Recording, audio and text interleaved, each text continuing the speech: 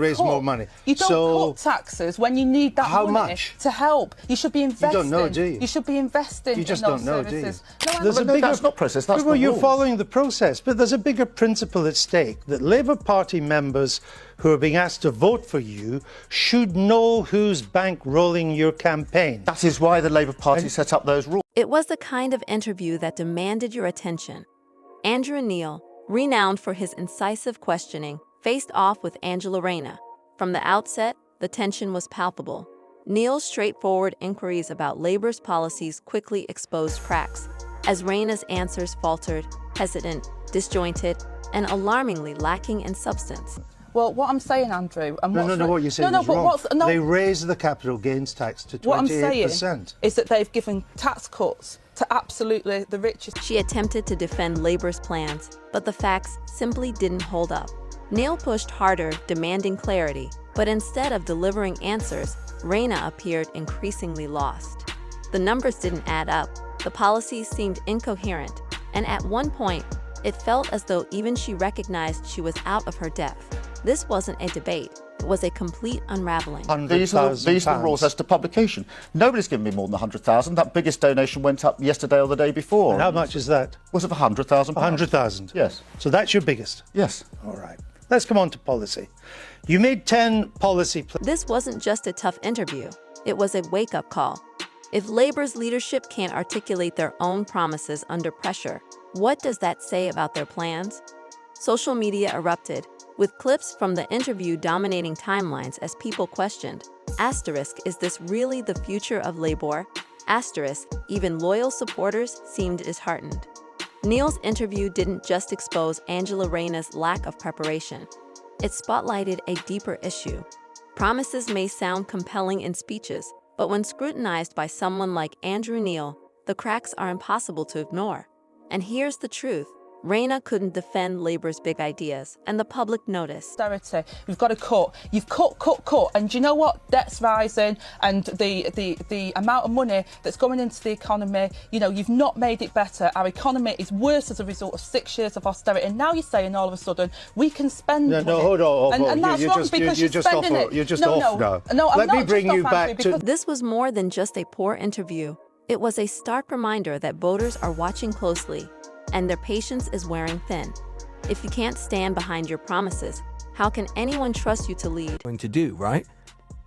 Well, I've been very clear that it's a very complex situation in regards to leasehold. We will abolish the current system. It's part of a pattern, is that you, in opposition, pledged to do lots of things that you said were going to be simple, and now you're not doing them. Another one, for example, is we heard the Prime Minister this week, just a minute, Deputy Prime Minister, we heard the Prime Minister this week saying we were going to have 95% clean power rather than 100% clean power, whilst at the same time saying that the target hadn't changed. Well, it had changed, hadn't it? It had come down by 5%. People just hear politicians moving the goalposts. Lewis, you were so good on my manifesto before. If you look at the manifesto, there was always a reserve, which has always been part to ensure that there is safety within the supply system. So you're trying to compare apples and pears.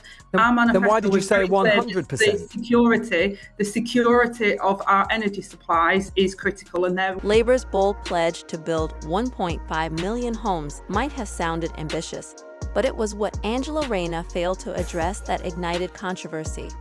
In an interview following her disastrous exchange with Andrew Neil, Rayner faced a pointed question.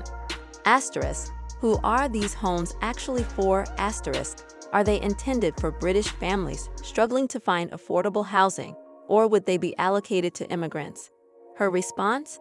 Silence, evasion, and an outright refusal to provide a clear answer.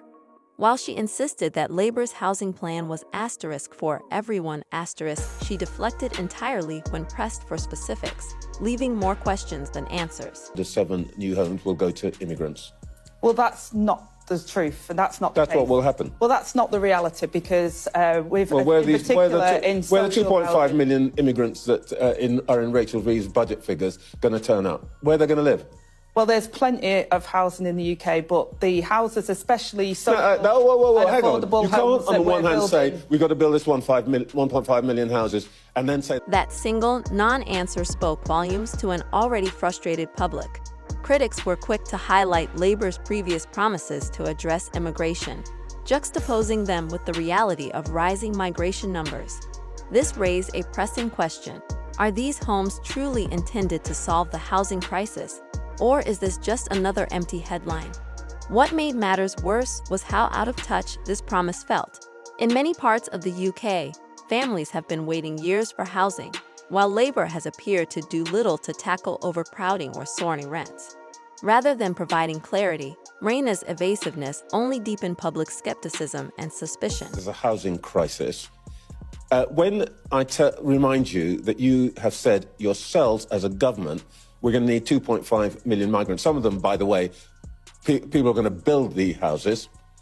Suddenly, there's a lot of housing. Where are these people going to go? Well, Trevor, first of all, when you say about building as well, the previous government did use... The question is simple. If Labour can't be transparent about who these homes are for, how can voters trust their plan? The British public is tired of grand promises without real answers. People don't just want to hear about homes. They want to know who will be living in them. Adding to the outrage is Labour's decision to delay elections until 2026 or 2027. For many, this isn't just a postponement. It's a desperate attempt to cling to power.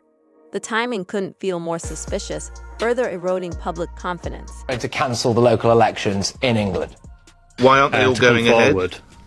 And I would say, even before the white paper has been published, maybe there's a problem with the line. Why aren't they going ahead, Minister?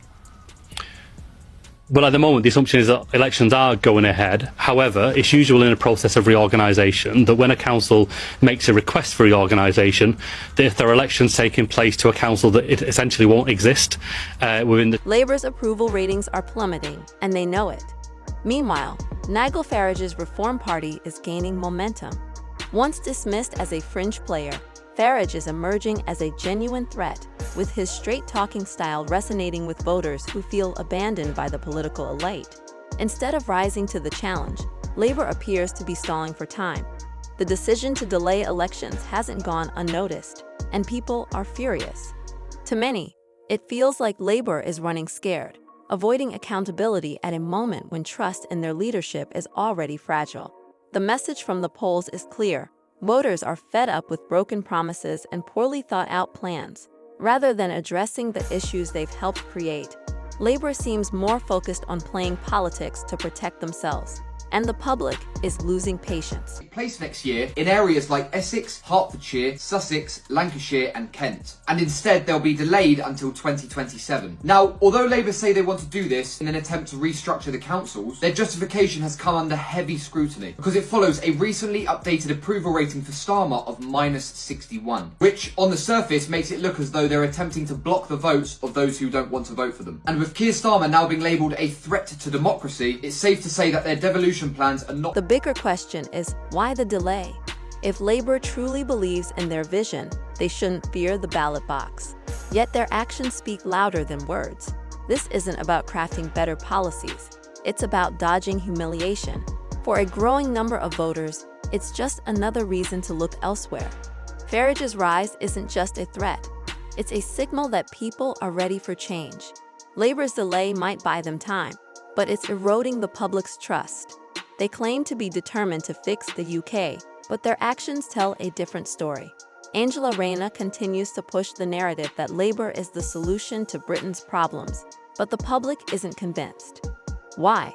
Because the very people who have upheld this country for generations, farmers, pensioners, and working families, feel abandoned. The Secretary told the public they had no plans to cut winter fuel. Yep. But they did have plans, didn't they? Yes. Does he agree with Age UK that this is the last thing both pensioners and the NHS need? Yeah. Mr. Speaker, we've been driving up with a campaign for pension credit. It's important that everybody who's entitled to it claims that pension credit. And she shouldn't claim as some great victory the record of their government that people haven't signed up. Take farmers, for example. They're grappling with rising costs, dwindling support, and policies that prioritize bureaucracy over real solutions. Pensioners, too, are feeling the pressure. Promises of stability have morphed into quiet cuts and ongoing confusion. Labour claims to listen, but their actions tell a different story, one that many see as ignoring the very people who keep the country running. Frustration is mounting. People don't want vague slogans, they want effective policies. Yet, instead of tackling these pressing issues, Labour seems preoccupied with political maneuvers, focusing on tactics rather than solutions. This isn't just political theatre, it's personal. Farmers are fed up, pensioners feel forgotten, and families are struggling. Labour's unwillingness to confront these concerns directly is deepening a dangerous divide.